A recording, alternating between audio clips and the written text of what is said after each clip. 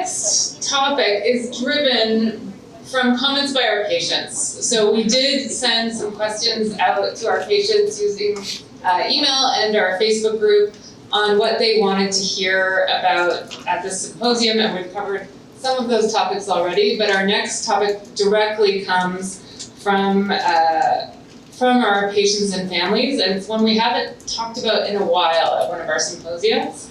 So we're going to hear from Dr. Marilyn Powell on managing your mental health in APS type 1, and I think I've heard a number of people speak already to each other at this symposium about how this topic is not addressed enough amongst our patient population and with our doctors, and that we really need to bring mental health to the forefront of all of our care. And so I'm very pleased to introduce Dr. Powell today. Dr. Powell is the clinical director and deputy scientific director of the National Institute of Mental Health Intramural Research Program at the NIH. It is her first time attending our symposium, and we are so grateful to have you today. Welcome.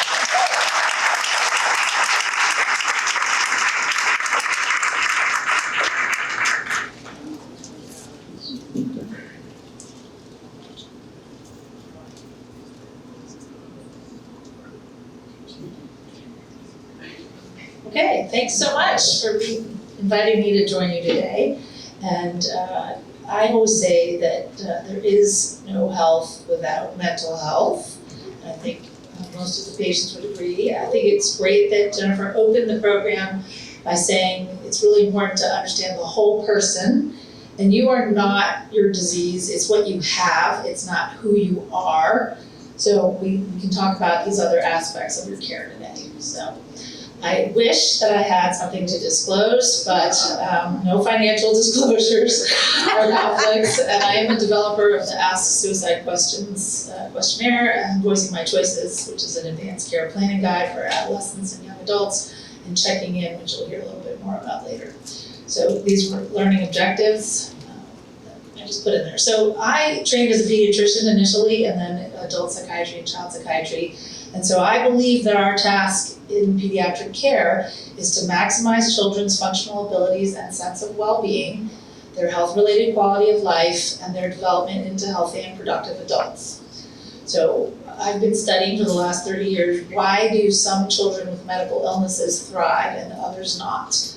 And so I'm mostly interested in what are the modifiable factors that I can help you change when your child is affected.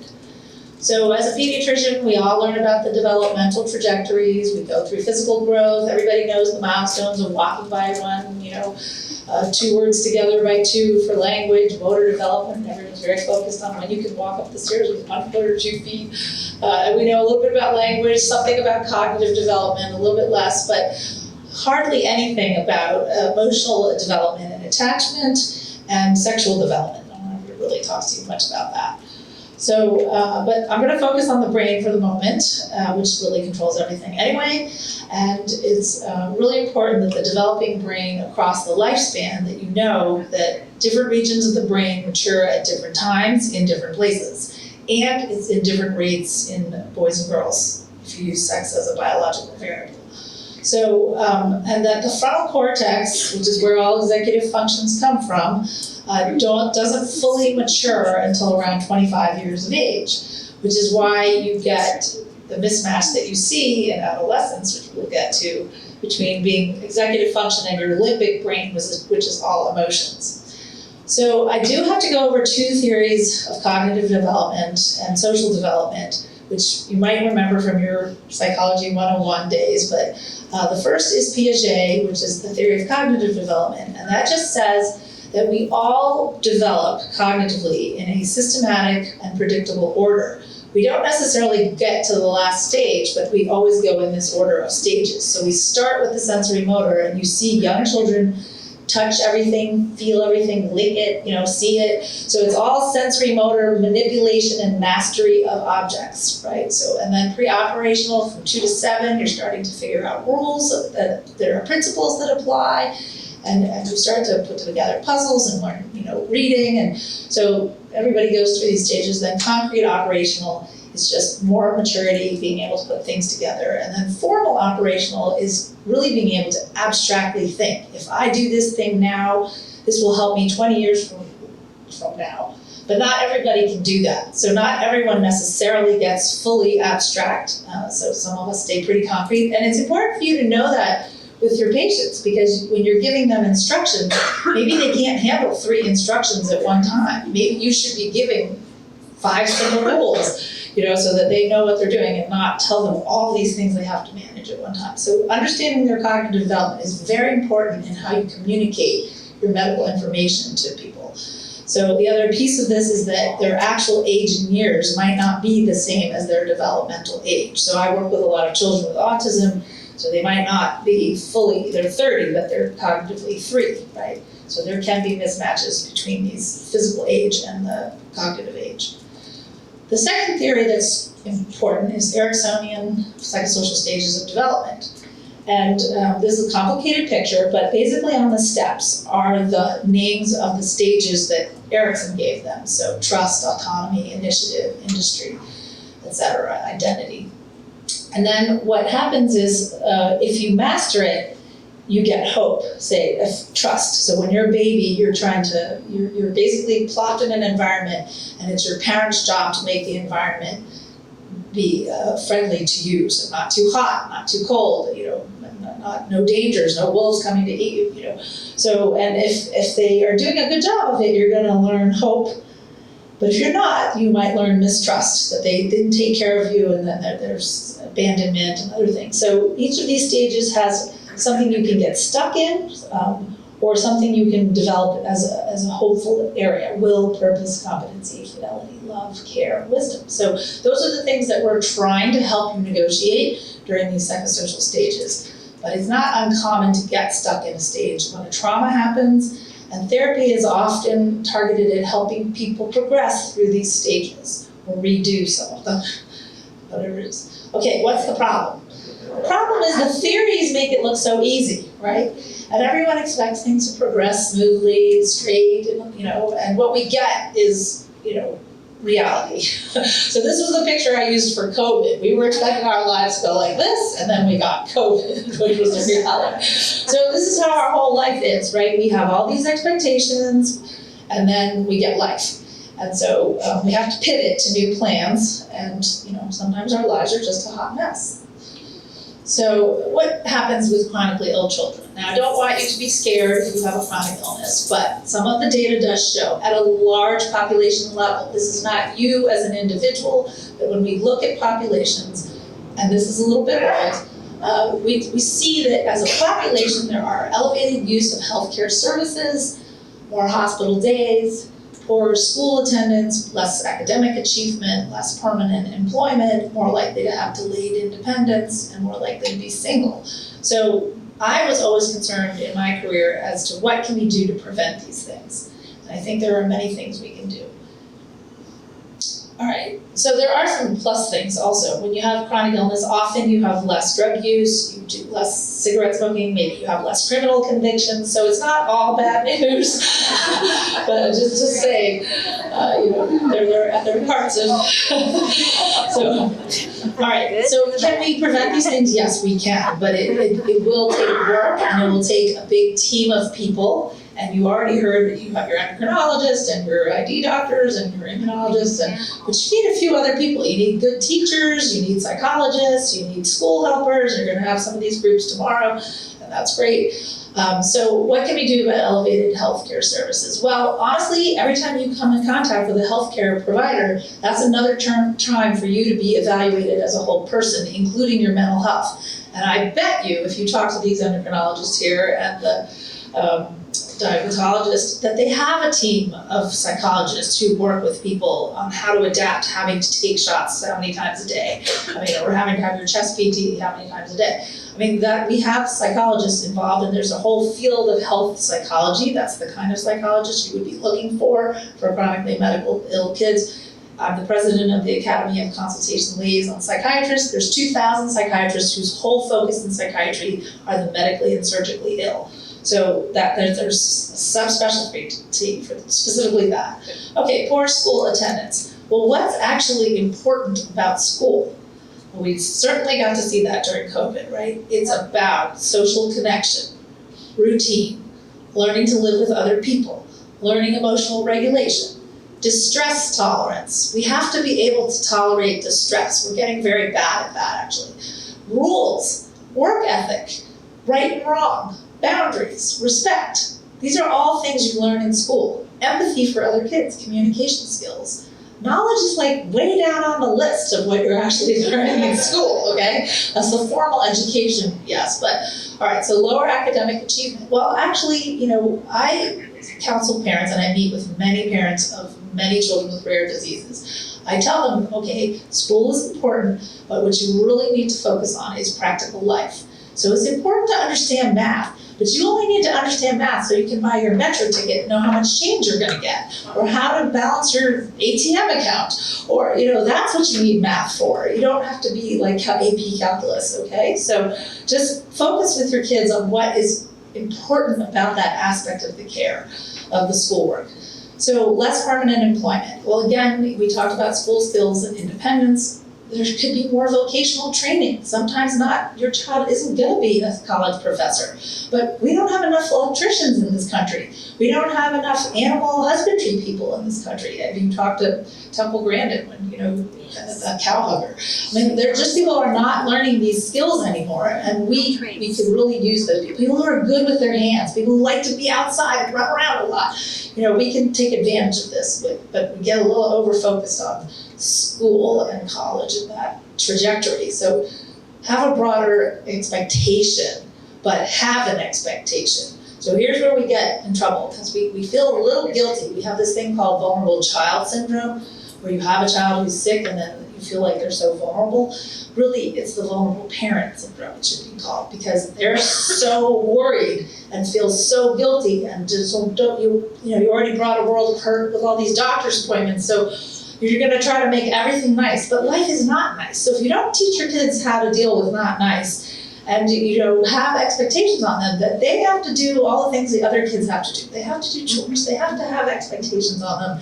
And I see quite a number of you are quite successful here, and I bet that's because your parents made you do everything everybody else had to do. So I know from talking to many kids, there's in-hospital behavior and out-of-hospital behavior, okay? And everybody gets all these presents in the hospital, and then the other siblings want to know, can I go to the hospital too? So, all right, so, yeah, you don't want to go to the hospital, but it's not, we still need expectations on you. That's the key, very, very key. And I say that with a decade of experience of kids with HIV, for whom we thought they were all going to die, and then when they didn't die, you try to impose rules on a 13-year-old who's never had any rules imposed on it. It's not an easy thing to do. So, and now you've heard all these fantastic technologies that are going to help you live forever. So you're going to grow up and do all these things, so we have to expect you to do these things. Okay, parents, how about this delayed independence business? So that's a two-way street, because the kids are dependent, but the parents also have to help, and we've just heard from our pediatrician here. How can we just help kids stay on their trajectories, know their diagnosis, know what the meds are for, be able to speak up for themselves when they go to the hospital? And I, as I said, I did HIV for so many years, and the kids would be like, I have a human immunodeficiency virus. And then you'd say, well, what is that? I don't know. So, just test a little bit. They hear a lot. They can parrot back a lot of what you say. But do they really understand what you're telling them and what you're having them go to the doctor for and what they're taking these meds for? So more likely to be single. I think we really just need to foster more confidence and more confidence. And I have some references for that later. Okay, so factors that do affect adaptation to chronic illness are the age of onset. And it goes both ways. Sometimes when you're born with it, you think, I never knew my life without it, so it's really not that bad. And then kids who acquire, they're an Olympic athlete and they break their leg and their life is over. So it's not a guarantee, but sometimes onset of illness it's hard when you get your illness during adolescence, for instance, if you get a diagnosis then. Person's intelligence, temperament, and social competence are all things that will affect how they manage information, how they manage their environment. So let's see what we can talk about with modifying those. You can't modify their intelligence all that much. Maybe you can work with their temperament, but social competence is something you can teach them. So how to ask for help is really the key there. Person's previous experience with illness, some hospital experiences were quite traumatic. Do they have to do it every day? The nature and severity of the illness, associated suffering, potential for recurrence, This is a tough disease because there's always hanging out there, other possibilities of getting other illnesses or other autoimmune consequences. So it's a little bit tough, but honestly, you just saw COVID. How much uncertainty is there in the world? It's quite a bit. So it's maybe not that much more than what you've got in your own disease. So try to put this all in perspective.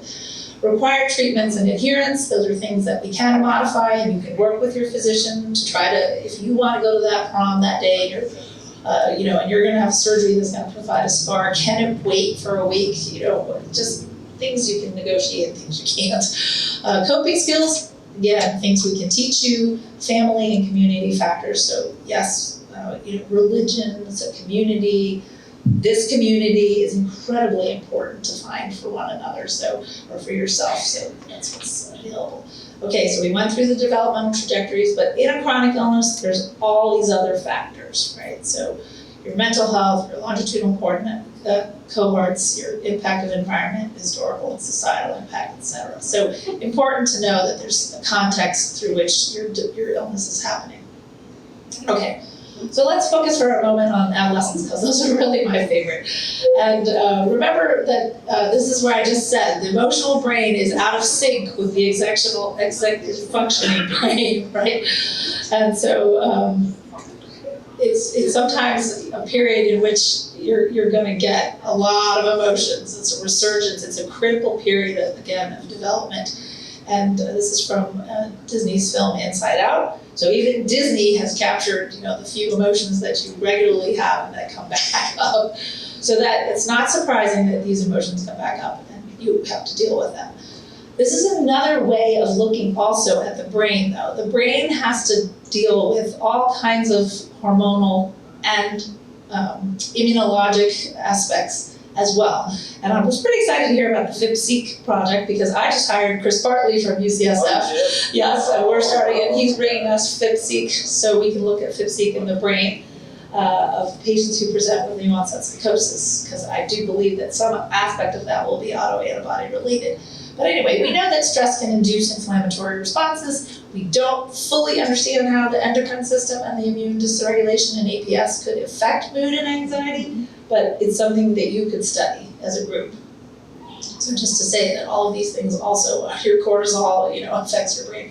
This is always the tricky part about a language. So stress, you just heard how we use stress in psychiatry and how you use stress in endocrine. It's not the same. Same thing for the word depression or anxiety. Everybody has depression and anxiety. Everybody, that's a normal emotion. But then how do we actually use it in mental health? So we'll talk a little bit about that. Okay, so also I like adolescence, but it's a period of when most major psychiatric disorders do come out. 50% of all lifetime cases begin by the time you're 14 and 75% by the time you're 24. All right, so how does a psychiatrist know when it's time to be worried?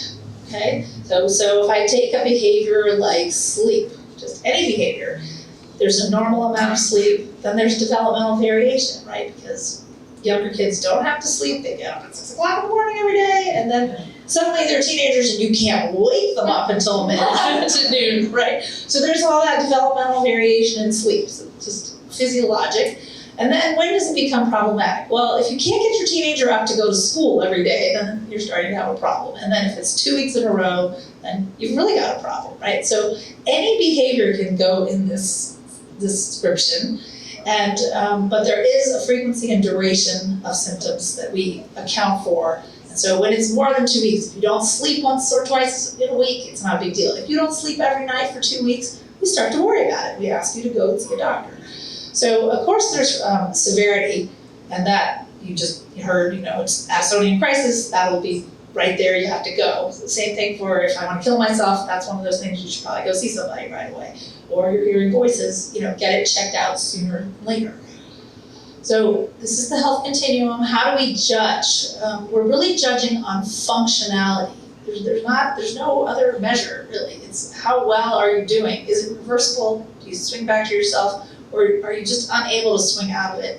And is it really causing huge impairment in your life? So here's a way of thinking about it. So mental health is your capacity to think, feel, and act in ways that allow us to enjoy life and deal with challenges. And then there are mental health issues that we all have, and that's when your diminished capacities interfere with your enjoyment of life and you're being able to interact with society and environment.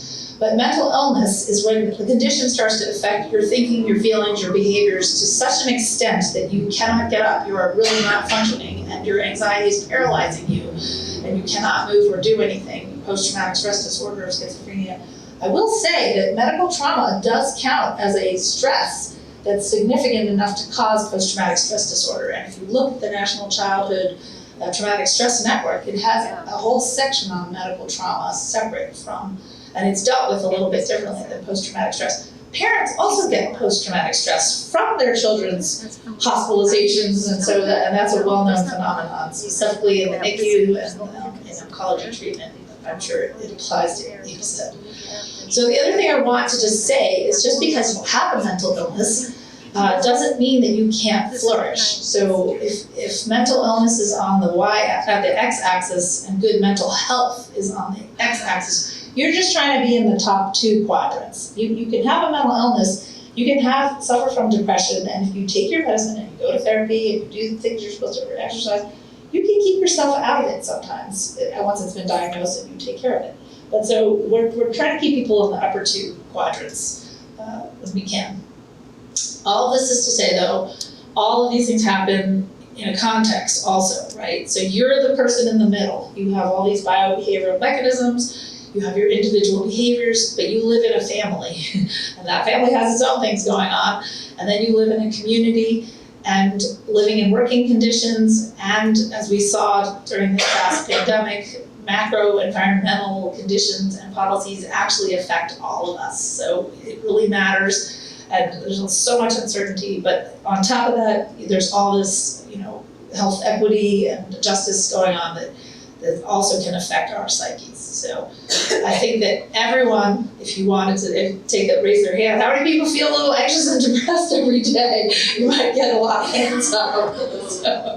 Right. So, all right. So what are challenges for clinicians when they do work with adolescents and young adults? Well, when the parent and the professional and the adolescent or young adult don't agree on how much that person should be involved, and I fully encourage involvement of the adolescent and young adult, or they make a decision and you don't agree with it, then there's always a conflict and you have to sort of figure out ways to handle that. Part of the problem though is that adolescents and young adults take risks. They try cigarettes, they try alcohol, and that, if you actually went back and thought about what did I do when I was an adolescent, you'd be scared for your own adolescent. Right? You're like, oh, they don't have to do those things. I learned, but they don't need to learn, but they do. They have to learn it themselves. So anyway, so just try to, tell them it's all a risk-benefit ratio. So, and of course, risky behaviors include sex, illegal substances, thoughts of self-harm, suicide, and hopefully your adolescents feel comfortable enough with their health providers to discuss it with them. But then it's on the health provider. It's tricky for how to document that, where to document that if you don't have separate charts for adolescents and their mental health, and then how to maintain trust and confidentiality. But the key is that it's important for adolescents to find someone they trust. And it's great if it's your parent, but it might not always be your parent, so that's fine too. Dr. Deal mentioned a little bit about transition. The transition from pediatric to adult healthcare is a process. It is not a single age. You don't suddenly know how to take care of yourself when you turn 18. How many of us are still making our kids' dental appointments, right? How many of us keep having them on our insurance? But it's preparation, and so it really is a process, and I really highly suggest you start at like 12 or 14 and start letting them take increasing responsibility. Have them try to make a call for an appointment one time before they turn 18. So, you can be there, but let them try to do it. And then people don't want to switch with their pediatricians because they're really great, and it's like a loss for the pediatrician, the patient, the parent, the family. So we do get that whole, oh, you're mollycoddling them, but anyway. So the ideal is that we would have a coordinated approach, and the communication between the IA and the adult provider is connected by a pediatric provider, but it takes time. One thing we do highly recommend is to create a health passport. Have the adolescent be engaged in making that passport so they can take it with them. It's a small summary of what the big issues are. I know for you all, you would have a chart like this or a passport. So maybe just the highlights of what needs to be known by the next healthcare provider, and you can provide it. And that would also help you not have to answer the same questions 53 times, right? So, all right, so there is a website called Got Transition. There's a huge movement in the pediatric world, and I just put the website up there. This is just to show you that it's an activity, and all people who work with AYAs should be thinking about it. Okay, so emphasizing, resilience is not the absence of struggle. It's totally messy. And it doesn't mean that you're fine every minute of the day or that you're immediately fine. It means that you can sit with some discomfort and be a little unhappy for a while, and then you're going to come out of it and you're going to see it in another light and be able to reframe.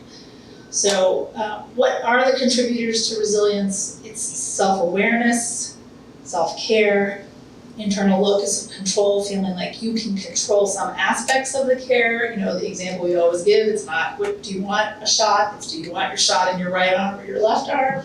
So the things you can control, learning how to be present-centered or mindful is actually a really important technique, especially in today's world where there is so much coming at you all the time on your phone. Connection, key, and this is a good example of important connection.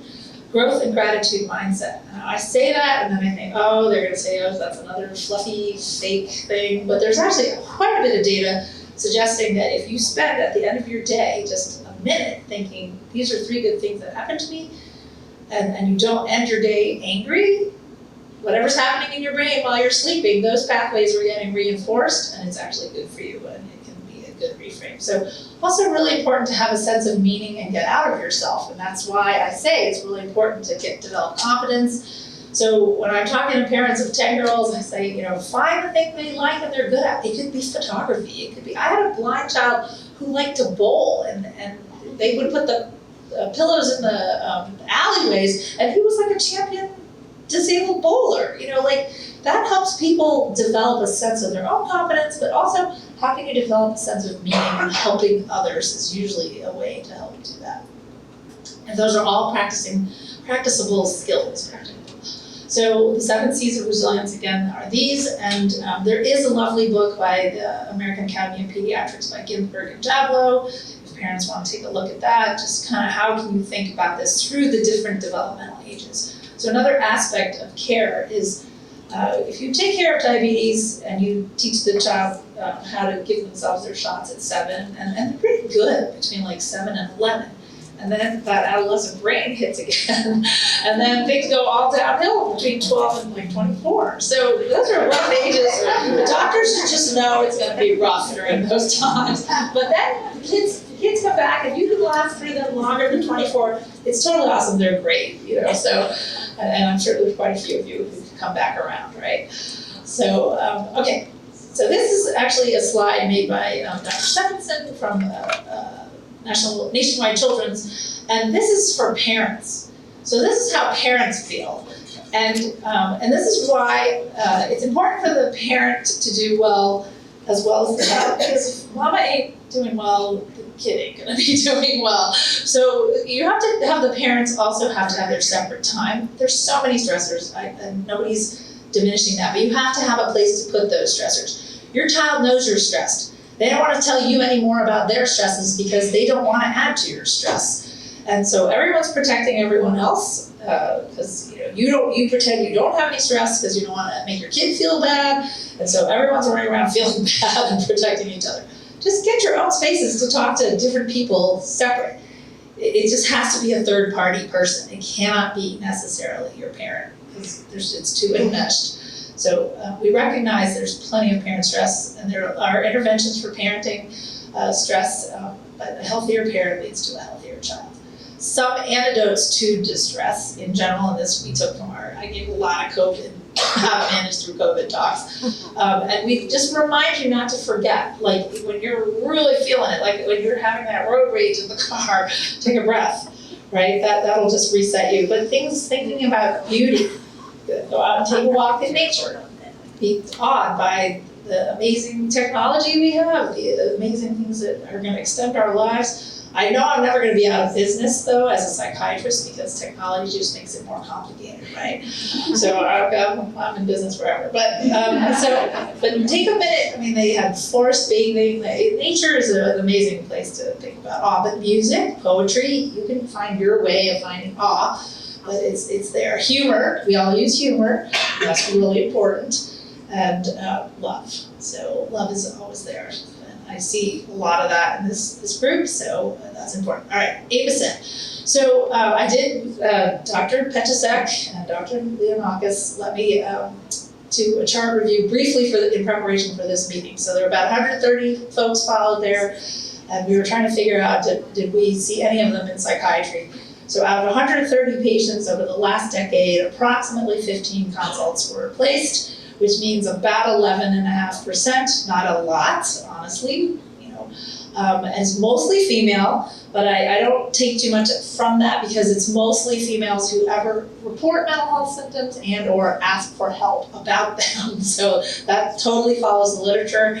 Not that there weren't, as you'll see in the next group, men that were affected. And the group of ages were 11 to 53 with a mean age of about almost 25. And then there were another 15 patients that were not seen by the psychiatry service who reported a lot of depression, bipolar disorder, or other reasons they were being treated. What were the most common things people were getting evaluated for?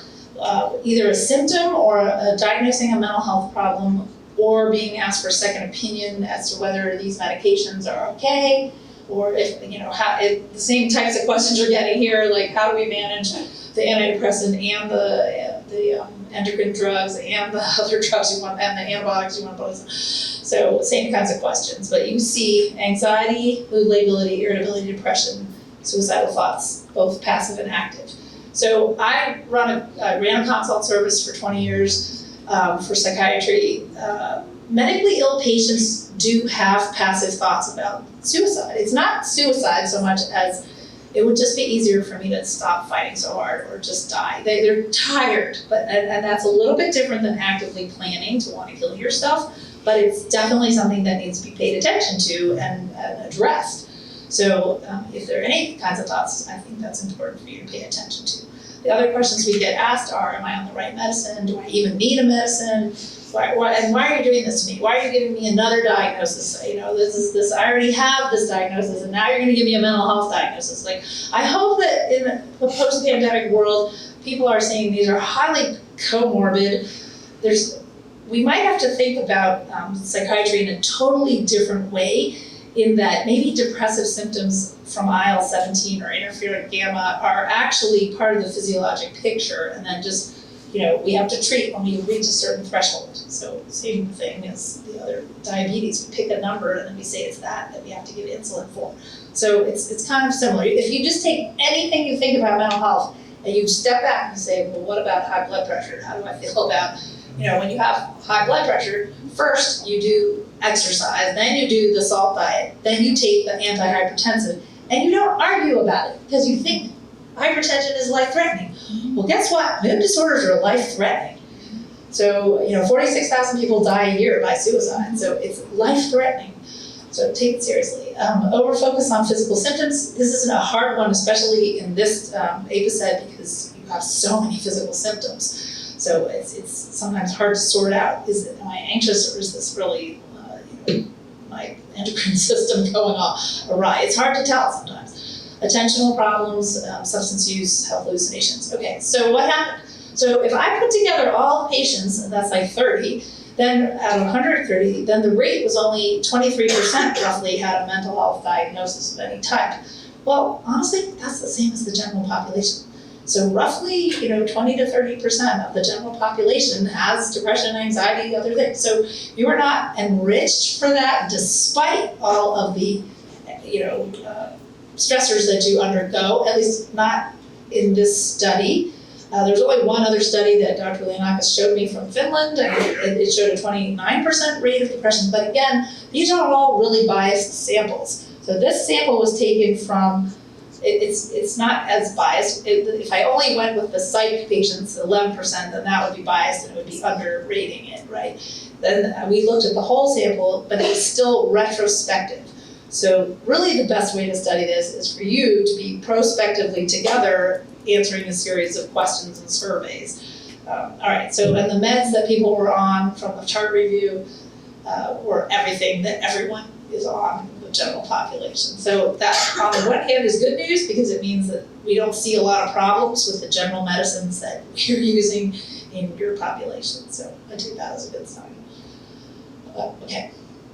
All right, so coping with this. So I don't prescribe medicine as my first line of treatment. There's lots of ways to cope. These are done as breathing exercises, worry doll, Guatemalan worry dolls, Danish breathing, puffing, blowing the troll, but that's really a breathing exercise. Therapy, talking to someone, dream catchers, whatever you want to use, behavioral charts for behavioral therapy. There's lots of ways to get at it first. I will say, my population is slightly higher on meds because by the time you actually get to a psychiatrist, you're pretty far down the road because you haven't been really taking care of it when it was milder. So I encourage you to look sooner, as you heard earlier is better. So when could you possibly refer to psychiatry? Severe anxiety and panic, unremitting depression, excessive guilt, suicidal thoughts, confusion, hallucinations, homicidal ideations, aggression towards the family and staff. They usually call the consult on you when that happens. Impairment, because you're just not you're getting stuck in school or whatever it is. If you have a previous psychiatric history, you want to keep, just in the same way you would know that if someone had a family history of APS and the next child had a rash, you might want to say, well, if my mom suffers from really bad depression, maybe I should just keep an eye on it, whether I'm going to be susceptible to depression. But it doesn't mean you will. Genes are not destiny. But and you heard how different expressions of different illnesses come out. So a strong family history, though. And then history of psychiatric meds or drug-drug reactions. These are all reasons that we get called.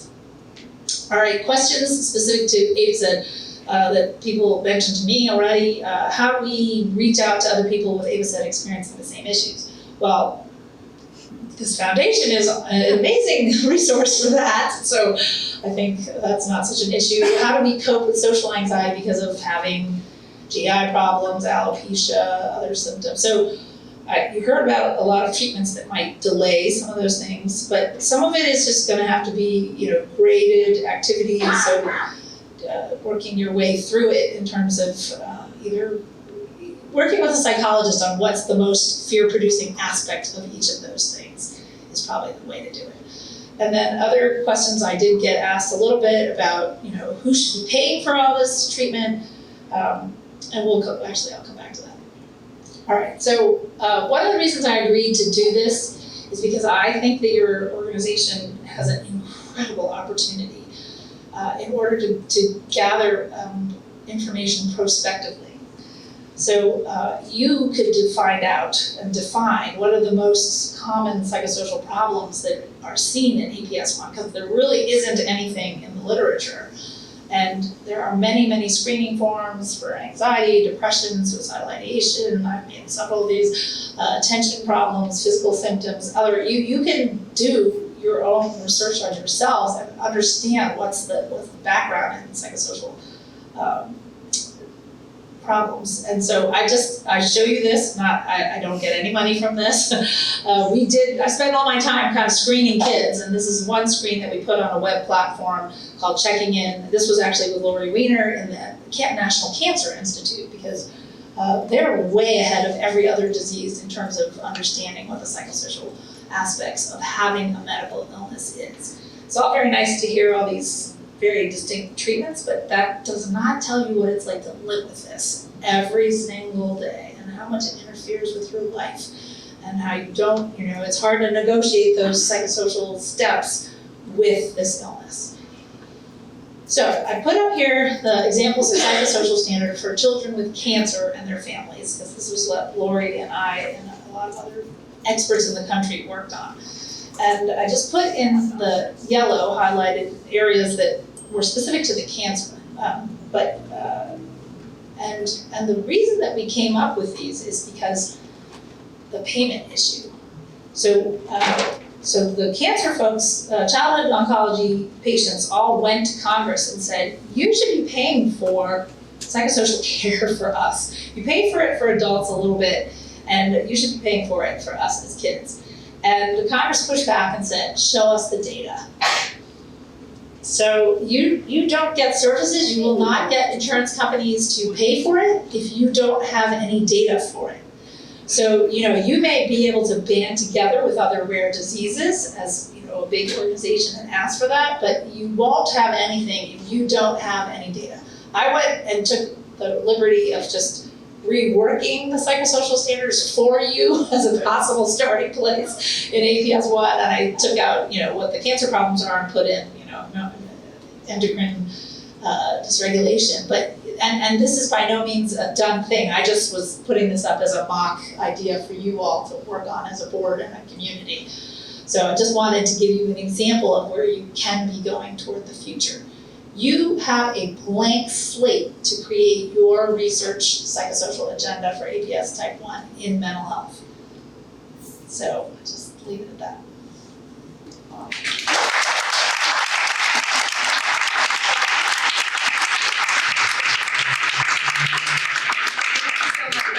We do have time for questions. I just wanted to say one thing in response to the data, because I think this is such an important point and it is an opportunity for us. And as most of you know, we do have a registry that the foundation runs online, and many of you are participating in that registry already, but we'd encourage any of you who haven't yet to check it out. It's on our website. But we do, and we have quality of life surveys on the registry, but they don't quite hit the mark for our patient population on mental health. So we do have an opportunity to add a mental health survey, and Robin, people should talk to Robin about this, and we will talk together about creating a specific survey to track mental health year on year, and then we could really do something special there. So that slide is an incredible resource for us. Thank you so much for bringing that. By many experts in the field, a lot of psychologists, a few psychiatrists, a lot of social workers. I just highly recommend you pick things that are in the literature a little bit already so that you can compare with other illnesses. There are quite a number of tools out there already, so I wouldn't be careful of just creating your own survey, and you can take questions from other surveys, patient-reported outcome surveys, We're gonna come back the Corey and all this stuff. No. Okay, All right, so questions? yeah, we have 12 minutes for questions. Let's do it. Want to say thank you. Since 32 years ago when I got diagnosed with this, I've said with my friends about how important the mental health is, and all the medicine, all the doctors, everything that keeps us alive is wonderful, but if you don't have a good outlook or that phase, like you were saying, then the health continues to fail. And I had friends who taught me how to look at having a walker and a wheelchair as something fun and special instead of something sad and weepy and I'm missing out. And just, I love what you said, everything I was agreeing with.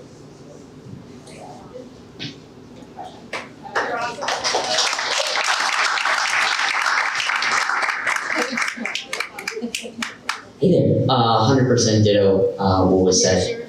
I was trying to figure out how to phrase the question, so I guess I'm just gonna throw a bunch of things in there.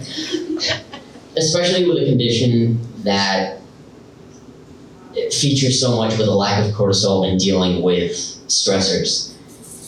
When thinking of, I guess, the theses presented in a book like The Body Keeps the Score, is it maybe too early to think about how those case studies and the arguments made in there might tie into APS 1? Are there some ways that we could consider symptoms or ways that the body's behaved as connected to something like those aspects of the traumatic system and not reaching homeostasis again? So I think the body and the brain both keep score for everything that happens to you, whatever experience it is. I think that part of the problem here is the language. And so, and I can see that it's problematic because it makes you think you can't handle any stress. But you just heard really that's not exactly the message they're trying to give you. There are certain physical stresses, but they don't mean every mental stress. And so I think we gotta get a little better about that messaging for folks, because then you as a kid grow up thinking, oh, I can't have any stress. This is really bad for me. I'm gonna make myself really sick. So there's a paper that was called There's a Demon in My Belly by Ellen Perrin. And what the doctor said was there's an edema in your belly. But what the kid heard was, there's a demon in my belly. And I think that that's what's happening a little bit here with the stress word. You know, so you really have to go back after with the kids and talk to them and say, well, because it's really fine distinction about which kind of stress or which depression are we talking about? You're depressed or you're depressed? So I think we gotta work on that, and your doctors are gonna have to work on that a little bit when they talk to you, because I think otherwise you grow up so afraid, and that drives a lot of anxiety. So, yeah. Do you want to add to that? Oh, a different question. Thanks, I love that talk. When I begin to separate the parents from the young adolescents and we start planning for ultimately transfer, there are 2 times at which I get pretty much the same questions, not just from the adolescents that are living with APS 1, but many different serious rare diseases. And the first one occurs when they're beginning to do overnights or school trips. And they're terrified and anxious about the intimacy that comes with sharing their diagnosis with their friends. So that's the first thing, and I'm going to ask you how you deal with this, what advice I, as a pediatric endocrinologist, can help them with. And then the second time is when they're in college, transitioning into college. We have college as of age 17 in Quebec. And they're beginning to form intimate relationships with a love interest. And they want to know again, how do I really convey what my diagnosis is? How much should I divulge? When do I trust?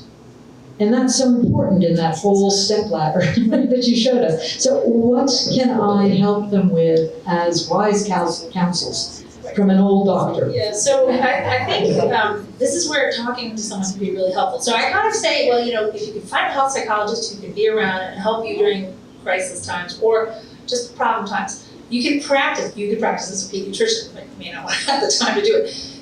Practice the disclosure with them. That's what psychologists do with their patients. They say, okay, pretend that I'm the friend you want to tell. How are you going to tell me? And you practice, and then the kid says, they just blurt it out, and you're like, well, how did that go? How did that feel? You know, do you want to try it again? So, like everything, you get better at things when you practice. I used to be terrified of public speaking, but you can, practice your way out of that. So, it's a little bit of allowing some practice. That's a good idea. And by the way, yeah, for that question. And by the way, when you have to say it out loud, it carries a whole different, tenor, right? So you're like, I'm so anxious, I'm so anxious, I'm so anxious. Then you say, wow, I have this medical condition that I have to take some extra medicine for. It didn't sound so bad after it came out of my mouth, but I was so worried about telling, right? So that's the process of coaching or therapy, is the act of saying it out loud and having someone respond to you. Yeah. Do you have any recommendations on how to find a health psychologist or health psychiatrist? Both the Academy of Consultation Liaison Psychiatry has a whole list of physicians who do that kind of care. So if you went to their website, does the APA, the American Psychological Association, has a whole division called Section 54, I think, that are all health psychologists. So you can find them on the website if you use those titles. And most, like all children's hospitals pretty much have sections of health psychology affiliated with them and or a consultation service, psychological or psychiatric in their hospitals. Adult hospitals, not so much. Yes. So I'm an APS 1 ally, not a parent or patient, and in listening to people's stories and the parents and their journeys that they've been through, incredibly difficult, and you mentioned the stressors, and I'm just wondering from your experience, are there certain types of help that seem to be particularly effective for caregivers in finding some mental health support out of all the options that are out there? I mean, honestly, just talking a social worker for a few sessions, and it doesn't have to, it's not like lie on the couch, I have to go 4 times a week and I'm gonna be doing this for the rest of my life, okay? That's a really old, so you could go for 4 sessions or 6 sessions and say, I just wanna work on a problem I'm having. But just having your own safe space as a parent, I mean, what parents always say to me is, no way, I don't have time to do that. I'm already going to these 53 other appointments. But if you don't do it, you would tell your friend to take care of themselves or their well-being in 3 sessions of 1 hour with just talking to somebody and uploading it. I mean, it's not all gonna be miracle fix you for all your life problems, but it's some empathetic ear to just unload on for a little bit of time to try to maybe help you find some practical solutions. Yeah. Thank you so much. More than a question, it's kind of I would like to share something that from the moment Pablo was diagnosed in Colombia, his pediatrician recommended us to have him always seen by a psychiatrist. And as a family, we have always done family therapy. My daughter also, and I mean, we all pay a lot of attention to this part because I think it's part of our life. And it's difficult and it's hard, and I think we all should, I mean, not only the patients, as you said, the caregivers, the family, and that's what I want to share. Thank you for sharing. I actually have a comment on Dr. Deal's comment. So when you're transitioning into more intimate relationships, Pablo and I can suffice that we do date. You won't be single, but when you're maybe bringing up your disorder, don't bring it up on a first date. It scares them away a little bit. I mean, it should. Or if you don't want to see him again. Yeah. But yeah, it's sometimes if you feel comfortable and maybe they disclose something that's very, very personal to them, then you can. But I would say maybe bring it up on like a 3rd date or a 4th date, and then don't divulge everything. Say, I have an autoimmune condition that I take medication for, but I have it under control and I'm healthy, and then maybe get a little more in depth when you see them down the line. Right, it's not your only identity, right? You have so many other aspects to yourself that when you're trying to become intimate with somebody or have a relationship, that's what when you make friends, that's what you're worrying about, yeah.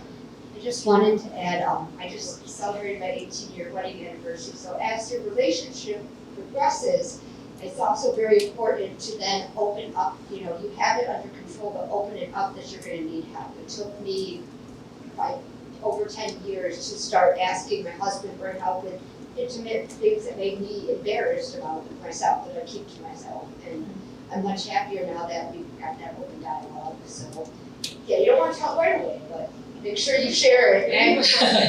Yeah, don't wait 10 years, don't be me. Yeah. Hi, so our son actually went through like a pretty traumatic experience, was hospitalized for a while, and during that time, the hospital offered for him to see someone. And when he was discharged, he continued to see her like through web visits. And recently, she told us that she's ending her residency. So she asked me the question, how do you feel about him continuing to talk to someone? And I thought that was kind of a strange question because I kind of turned it back on her and said, what do you think? I mean, I'm not sitting there through these sessions, I'm not a doctor. I'm assuming that he should continue to see someone because he likely will have other traumatic events happen.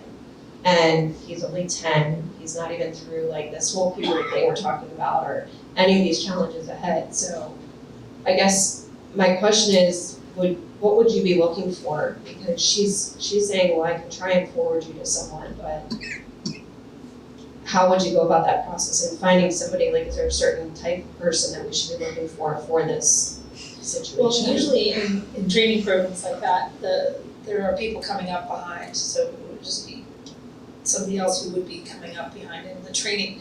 But I guess you could ask her, do you think it would be okay to take a little break from it right now until something happens, and we certainly are open to picking up, or what is it that you think he needs to keep working on? I mean, it might be that he's anxious or he has lack of confidence and she thinks that would still be helpful, but it's good for you to also know what she thinks she's working on in terms of play and mastery of the event, and maybe he has fear of hospitals or fear of smells or whatever it is that happens to kids when they don't want to go to the hospital. Is it typical that someone does a certain amount of time and then they kind of close the door with someone in this situation? It's not that they close the door, it's typical that they would be going on to have the training, so. I mean, in terms of the patient. Like, if he's going through something and he's still having anxiety and all of that, when she said that to me, I thought, is it typical that you would end this at a certain time? Like, you would say, even if you weren't finishing a residency, would you say, okay, we're gonna get to a certain point and Yes. finish here? Yes, Yeah. you could. So would you recommend that I ask her for someone that's more permanent in the hospital to work with him, or? You could do that, and there probably are people that go into practice locally that might be more permanent. So you could talk with her about it. And sometimes it doesn't gel. I mean, brings up a really good important point, which is if you don't like the first one you meet, don't close the door on the whole thing, because there does have to be a little fit and a little reciprocity and respect for you to trust that person enough to be telling all your secrets to them. So yeah, it doesn't always transfer that well. So that is something to take into account. I'm afraid we are out of time, so please join me in thanking Dr. Powell.